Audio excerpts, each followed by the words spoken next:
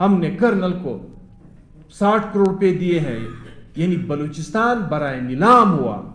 بلوچ قوم کے ساتھ اظہار یکجہتی کرنے کے لیے عوامی نیشنل پارٹی حاضر ہے کہ آپ کی مہمان نوازی، آپ کی میزبانی کے لیے ہم حاضر ہیں۔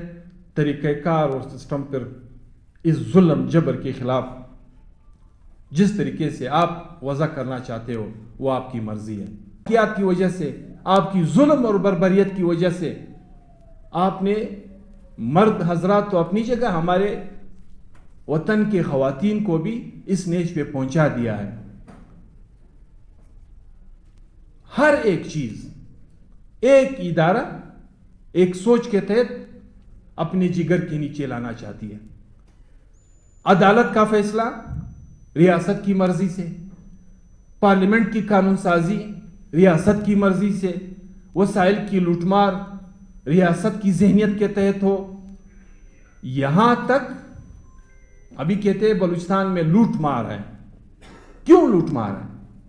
برملا ایم پی ایس کہتے ہیں، برملا منسٹرز کہتے ہیں، جب کوئی ان سے پوچھتا ہے کہ یہ کیا ہو رہا ہے بلوچستان میں، 6 مہینے میں سنا ہے پی ڈی ایم اے سے 4 ارب کے لگ بھگ پیسے نکالے گئے۔ جب کسی سے پوچھتے ہو کہ یہ کیا ہو رہا ہے بلوچستان، کہتے ہم نے تو sector commander I S I کو 20 کروڑ روپے دیے ہیں، یہ پیسے تو ہم نے پورے کرنے ہیں۔ ہم نے میجر کو 25 کروڑ روپے دیے، یہ پیسے تو ہم نے پورے کرنے ہیں۔ ہم نے کرنل کو 60 کروڑ روپے دیے ہیں، یعنی بلوچستان برائے نیلام ہوا۔ پھر بھی لوگوں نے کہا کہ ٹھیک ہے، آپ اسی سے چلانا چاہتے ہو چلا لیں، لیکن یہ کہ سب کچھ ریاست اسٹیبلشمنٹ کے مرضی سے ہونے کے باوجود بھی آپ کی گولیاں ہمارے سینوں پہ چلتی ہیں، آپ کی جیل ہمارے سیاسی کارکنوں سے بھر رہے ہیں، آپ کی شیلنگ، آپ کی فائرنگ، کس لیے؟ کیا بات کیوں کرتے ہو کہ میرا بھائی کیوں لاپتہ ہے؟ پہلے تو کچھ اور کہتے تھے، ابھی مسلسل احتجاجوں سے خزدار میں، کلات میں، گوادر میں، نوشکی میں 2 دن شاہراہ بند کرنے کے بعد 3 بندے چھوڑ دیے گئے، 5 بندے چھوڑ دیے گئے۔ آپ ثابت کر رہے ہو کہ ہم اٹھا رہے ہیں، اور اگر خدا نخواستہ آپ کی نظروں میں وہ اتنے ملک دشمن ہے تو آپ 2 دن کے احتجاج کے بعد اس کو چھوڑ کر کیوں رہے ہو؟ تو یقیناً وہ بے گناہ ہے۔ ایک ڈرامہ رچایا گیا، ایک طریقہ کار اپنایا گیا کہ جس کے تحت بلوچستان کو لوٹا جائے، بلوچستان کے وسائل سے پاکستان کے قرضوں کو پورا کیا جائے۔ یہ کبھی بھی ہم کرنے نہیں دیں گے۔ شاید ان کی نظروں میں ہم کچھ عرصے زندہ ہو یا نہ ہو، لیکن جب تک زندگی ہوگی اس مظالم پہ ہم آواز اٹھاتے رہیں گے۔ جلسہ کرو تمہارے خلاف پہ پایا، یہاں سے فائر، وہاں سے وارنٹ گرفتاری، ادھر ایف آئی آر، ادھر ایف آئی آر۔ بابا جب آپ ہمارے پیاروں کو مسنگ کر کے اس کی لاشیں ہمیں بھیجتے ہو، اس سے ہم ڈرے نہیں ہیں۔ آپ ہمارے سامنے جلسوں پہ لیاقت باغ 73 کا واقعہ آج تک ہمارے ذہنوں میں ہے، 23 مارچ کا، جس دن یہ یوم پاکستان مناتے ہیں۔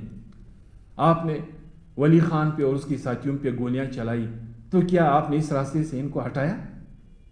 یہ جو 12 اگست سن 48 سے قتل، کشت و خون کا جو سلسلہ آپ نے آج تک شروع کر کے رکھا ہوا ہے، تو آپ نے ہمیں اس سے نہیں ڈرایا ہے، تو 1-2 ٹکڑے کاغذ سے آپ ہمیں کیا ڈرائیں گے؟ یقیناً ان تمام تر صورتحال میں کل آپ نے دیکھا بنو میں پورا پشتونخوا وطن کوئی کیٹ کے سامنے سے گزر ہے، بس اس کے اوپر فائرنگ، نوجوان شہید ہو رہے ہیں، وہاں پہ لوگ مسنگ ہو رہے ہیں۔ ان تمام تر صورتحال میں چونکہ ابھی روزہ ہے، کل بی این پی کے ساتھ ہماری نشست ہوئی ہے، عید کے بعد انہوں نے آل پارٹیز کانفرنس بلائی ہے، تو ہم نے اس کو ارباب ہاؤس میں میزبانی کے لیے بھی ان کو آفر کیا ہے کہ بے شک لیڈ آپ کریں۔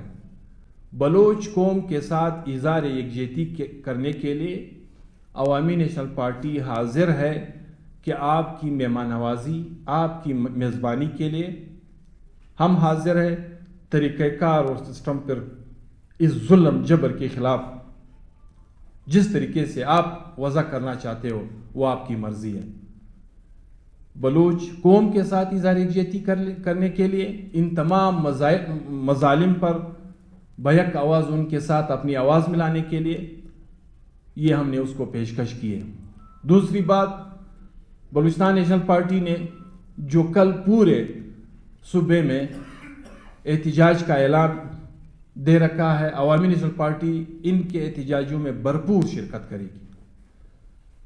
کوئٹہ کی سطح پہ ہو، جس بھی سطح پہ جہاں پہ بھی ان کا احتجاج ہے، ہم پشتون زون فیڈریشن کے ساتھی، عوامی نیشنل پارٹی کے ورکر یا جو بھی پشتون افغان اس درد کو، اس تکلیف کو جو اس وقت جس سے پشتون وطن بھی گزرا ہے اور ہماری بلوچ وطن بالخصوص ہماری بہنیں، بیٹیاں، مائیں اس وقت گزر رہی ہے، اظہار یکجہتی کرنے کے لیے ہم ان سب سے اپیل کرتے ہیں کہ وہ ان کے ساتھ اظہار یکجہتی کرے۔ بلوچ پشتون وطن کی صورتحال جس مشکل دور سے گزر رہا ہے، تاریخ میں ہم نے اپنے سیاسی کارکنوں پہ، ہم نے اپنے وطن میں جلسے، جلوس، مظاہرے روکنے تو دیکھے ہیں، مسنگ کرتے ہوئے، لاٹھی چارج کرتے ہوئے، واٹر کینن استعمال کرتے ہوئے، یہ ساری صورتحال ہم اکثر و بیشتر دیکھتے چلے آ رہے ہیں۔ لیکن آج کی جو صورتحال ہے کہ ریاست حکومت کے نام پہ جس درندگی سے، وحشت سے سیاست کو، حق کی آواز کو، اپنے وسائل پر اپنے اختیارات کے لیے اٹھنے والے آوازوں کو جس طریقے سے پاؤں تلے روند رہی ہے، اور ساتھ ہی دہشت گردی کے نام پہ خون کا جو بازار پشتونخوا وطن میں گرم کر کے رکھا ہوا ہے، یعنی بحیثیت مسلمان اگر میں یہ کہوں، ہم سب کی نظروں میں اگر کوئی محفوظ جگہ ہم تصور کرتے ہیں تو ہمارے مساجد ہوا کرتے ہیں، جہاں پہ ہم انتہائی سکون سے جا کے اپنے پروردگار کی عبادت کرتے ہیں۔ آج اگر کسی مسلمان کو پشتونخوا وطن میں خوف اور ڈر محسوس ہوتا ہے تو وہ اللہ کے گھر مسجد میں محسوس ہوتا ہے۔ بڑے سے بڑے مدارس سے لے کے علماء کرام تک، سیاسی کارکنوں تک ٹارگٹ کلنگ انتہا پر ہے، خودکش دھماکے انتہا پر ہے۔